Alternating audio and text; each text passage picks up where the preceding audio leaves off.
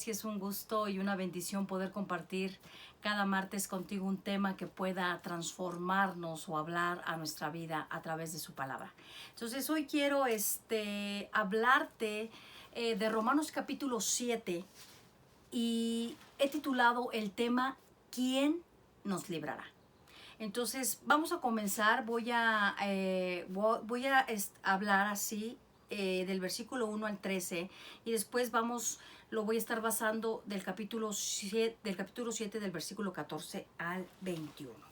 Entonces vamos a comenzar. Aquí tengo mi Biblia como siempre, déjenme acomodármela. Bueno, aquí Pablo en los primeros 13 versículos de este capítulo de Romanos 7 nos habla que sin la ley no sabríamos que estamos en pecado. La misma ley nos revela o nos muestra que merecemos castigo por el pecado que está morando en nosotros. A través de la ley nosotros podemos entender que estamos en pecado, por lo tanto la ley, Pablo les está preguntando a los romanos, ¿acaso la ley es mala? Y él mismo les responde, por supuesto que no.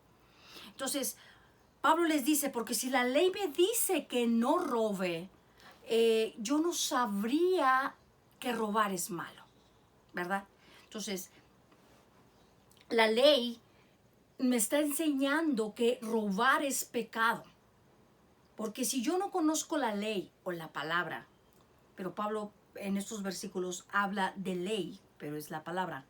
Si la ley a mí no me muestra que robar es pecado, yo no sabría que robar es pecado. Si la ley no me muestra que fornicar es pecado, yo no sabría que fornicar es pecado. Entonces, sin la ley, el pecado no tendría ningún poder. Pero el pecado se vale de la ley para poner en nosotros, toda clase de deseo del mal. Es por eso que la gente que no conoce de la palabra anda libremente pecando. Pero ellos no saben que es pecado. Ellos creen que es normal todo esto. Pero aquí Pablo nos está diciendo que cuando nosotros no conocíamos la ley, no sabíamos que lo que hacíamos era pecado. Y entonces vivíamos tranquilamente, vivíamos sin culpa en nuestra vida y nos sentíamos muy a gusto. Porque la ley no nos había mostrado lo que era pecado. Y por eso nosotros lo hacíamos sin que nos importara nada. Pero ahora que la ley me muestra lo que es pecado, es que yo sé que lo que hago está mal. Pero cuando entonces la ley me mostró esto, que yo estaba mal, dice Pablo, me di cuenta que era un gran pecador y que vivía lejos de Dios. Entonces, ¿qué pasa cuando la ley nos está mostrando todo esto? Y entonces dice Pablo, en vez de darme vida al tener conocimiento de ello, me trajo muerte. Entonces Pablo les dice a los romanos en el versículo 11 que el pecado usó la ley para engañarlo y para alejarlo de Dios. Ahora, con esto Pablo no está diciendo que la ley es mala. Por supuesto que no, la ley no es mala. Lo que es malo es el pecado que se valió de un mandato bueno y que a través de ello podemos saber cuán malo y terrible es el pecado.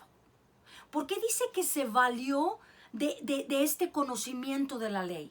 ¿Por qué? Porque, vuelvo a repetirlo, cuando nosotros no sabíamos, la ley no nos había mostrado, la palabra no nos había mostrado lo que era pecado, nosotros andábamos libremente por el mundo haciendo lo que queríamos, no teníamos remordimiento, no sentíamos culpa, no teníamos temor de Dios, no queríamos acercarnos a Él, sí decíamos que Dios existía, etcétera, pero hasta ahí.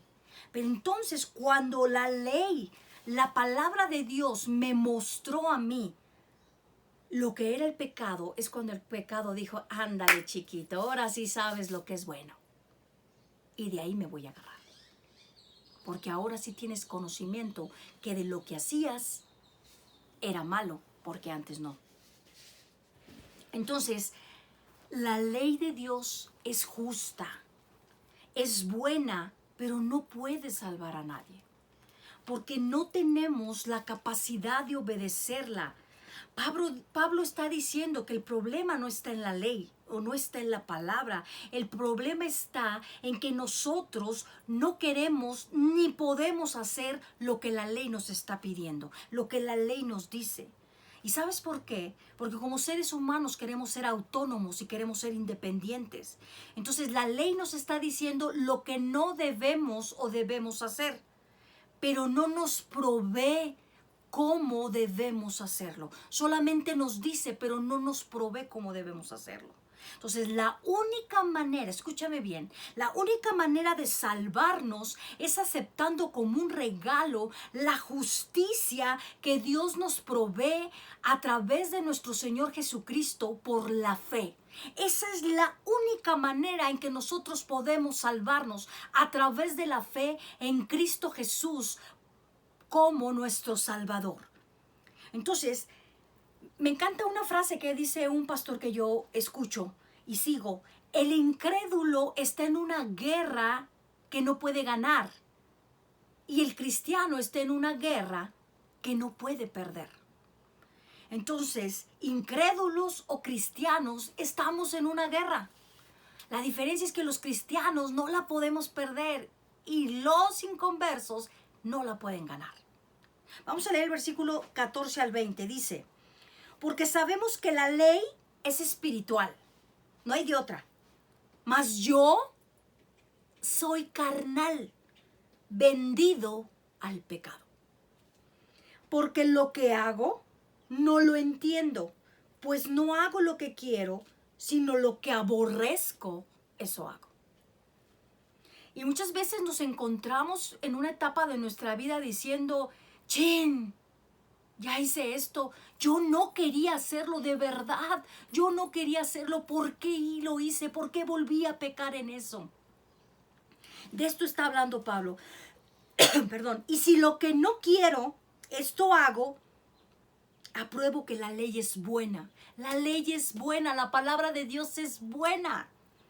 De manera que ya no soy yo quien hace aquello, sino el pecado que mora en mí. El pecado siempre está morando en nosotros y quiere tomar ventaja. Y luego dice: y yo sé que en mí, esto es, en mi carne, no mora el bien, porque el querer el bien sí está en mí. Yo quiero hacer el bien, sí está en mí el querer hacer el bien, pero no lo hago. Pablo está diciendo, pero no el hacerlo. Versículo 19, porque no hago el bien que quiero, sino el mal que no quiero, eso hago. Y si hago lo que no quiero, ya no lo hago yo, sino el pecado que mora en mí. Pablo está hablando de una lucha interna, de un enemigo interno en nosotros. Pablo está diciendo: no entiendo nada de lo que estoy haciendo, no lo entiendo porque de verdad no quiero hacerlo, pero lo hago. Muchas veces nos encontramos luchando acérrimamente con los deseos carnales que quieren tomar control de nuestra vida. Y libramos una batalla feroz por dejar que no nos dominen. No queremos y estamos luchando constantemente. Por eso Pablo estaba diciendo: no lo entiendo, no entiendo por qué, porque yo no quiero hacerlo, pero lo hago, porque quiero hacer lo bueno, pero no lo hago, porque el pecado que mora en mí me hace hacerlo. Estábamos escuchando a un Pablo que nos estaba mostrando lo que estaba viviendo en su cuerpo. Vamos a entenderlo de una manera más amplia. Ahí en Gálatas capítulo 5 versículo 17 dice: porque el deseo de la carne es contra el espíritu y el del espíritu es contra la carne, y estos se oponen entre sí para que no hagas lo que quieres. Entonces, vuelvo a repetir, hay una guerra dentro de nosotros donde el deseo de la carne quiere que hagamos lo que quiere y quiere someternos nuevamente al pecado. Pero sabe, nosotros ya no somos carnales. Nosotros somos espirituales y el espíritu que está en nosotros se opone contra los deseos carnales para que ya no hagan lo que quiere. Pero ¿qué necesitamos? Necesitamos fortalecernos en el espíritu. Porque si usted no lee la Biblia, si usted no tiene comunión, ¿de dónde va a provenir la fortaleza? ¿De dónde va a ser el espíritu fortalecido? A través de la comunión con Dios, a través de la lectura de su palabra, a través de la oración, de buscar el rostro de Dios, de adorarlo.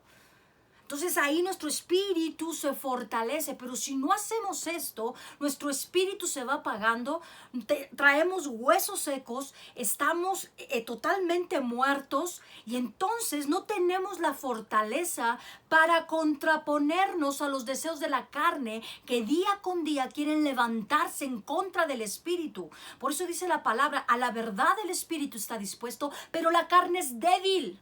La carne quiere lo bueno, la carne quiere la gozada, la carne quiere hacer lo que se le pega la gana. Pero cuando tenemos un espíritu fortalecido, dice que el espíritu se contrapone contra la carne para no hacer lo que ella quiere. Eso es lo que hace el espíritu. Es por eso que cuando el pecado gana ventaja sobre nosotros nos sentimos miserables, nos sentimos mal porque no queríamos hacer eso, pero le dimos ventaja para lograr su propósito. Y es cuando ahí la carne, el pecado se enseñorea nuevamente de nosotros, porque le dimos ventaja, porque le dejamos abrir una puerta. Vamos a leer el versículo 21 al 23, dice: así que queriendo yo hacer el bien, hallo esta ley, que el mal está en mí. Pablo está diciendo, el mal está en mí. Porque según el hombre interior, versículo 22, me deleito en la ley de Dios. Versículo 23, pero veo otra ley en mis miembros que se revela contra la ley de mi mente y que me lleva cautivo a la ley del pecado que está en mis miembros. Pablo está diciendo, muy en lo profundo de mi corazón, amo la ley de Dios, amo su palabra, me deleito en ella. Y me doy cuenta que quiero hacer lo bueno, pero no lo hago. Pablo habla de una cautividad dentro de nosotros como si estuviéramos en una cárcel. Habla del deseo de obedecer la ley de Dios, pero que no puede dejar de pecar, que no podemos dejar de pecar, porque somos débiles para obedecerla. Eso les estaba diciendo Pablo a los romanos. Y como decía anteriormente, no podemos cumplir la ley. Por eso necesitamos la obra redentora de nuestro Señor Jesucristo. Necesitamos un Salvador. Yo todos los días que oro, yo le digo, Dios, yo necesito un Salvador. Todos los días necesito un Salvador. Yo te necesito todos los días en todas las áreas de mi vida. Yo necesito que obres en mí. Yo necesito que tú estés conmigo. Yo necesito que tú camines conmigo. Yo necesito que tú trates en mis áreas débiles, porque sin ti no puedo. Yo necesito un Salvador. Eso les estaba diciendo Pablo a los romanos. Necesitamos un Salvador. Por muy cristianos que seamos, por muy doctos de la ley que seamos, necesitamos un Salvador y solamente en Cristo Jesús podemos lograrlo. Versículo 24 dice: miserable de mí, ¿quién me librará de este cuerpo de muerte? No estamos escuchando a cualquier persona escribir esto. Estamos hablando de Pablo. Yo siempre cuando veo esto digo, ¿qué nos podemos esperar los simples mortales, no? Pablo estaba diciendo de esto, miserable de mí, ¿quién me va a librar de este cuerpo de muerte? Pablo estaba reconociendo que por mucho que él supiera, que por mucho que él anduviera por todos lados predicando la palabra, él necesitaba a Cristo Jesús. Pablo está expresando el anhelo ardiente del verdadero cristiano de que llegue ese día donde el pecado ya no nos estorbe. donde el pecado ya no nos estorbe para adorarlo, para servirle. Porque mientras estemos en esta tierra, nosotros vamos a estar luchando contra el pecado. Vamos a estar resistiéndole todos los días de nuestra vida. Entonces Pablo dice, ¿quién? Versículo 24, ¿quién me librará? ¿Quién nos librará? No recuerdo si les dije cómo se llamaba el tema, creo que no, ¿verdad?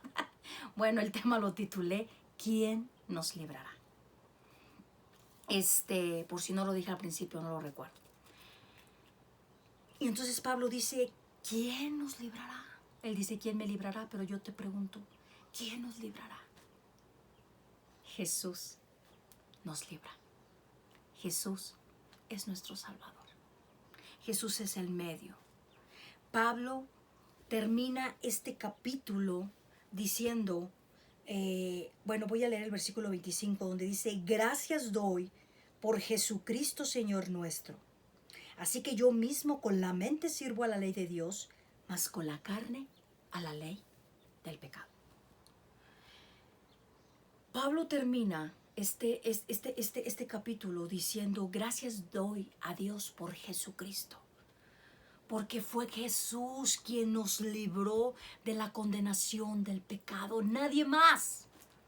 La ley nos proveyó el conocimiento de saber que estábamos en pecado, que era pecado, pero el único que nos puede proveer salvación y libertad es Cristo Jesús a través de su sacrificio y de su amor en la cruz del Calvario.